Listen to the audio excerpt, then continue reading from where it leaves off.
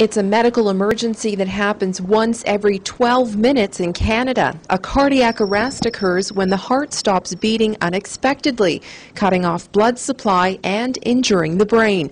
But there's a very cool treatment being used for some patients at Sunnybrook who have had a cardiac arrest and are in a coma, inducing a state of hypothermia for 24 hours to help the patient recover more fully.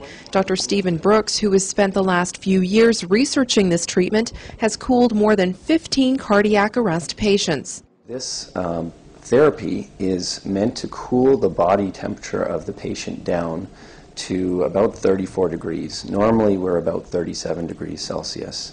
The patient is cooled by the healthcare team in a variety of ways. Cold IV fluid circulating through the body, bags filled with ice and water placed under the arms, groin and neck, and machine-operated cooling blankets like this one. Patients are given sedative medication to keep them comfortable and to prevent shivering, which can impede cooling. It improves the number of people who can walk out of hospital and return to the level of life that they had before.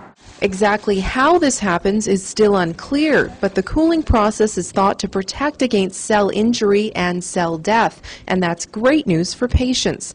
Post-cardiac arrest hypothermia is being used at other hospitals across the country, but because Sunnybrook is a larger and high-volume center, they've accumulated more experience with this technique.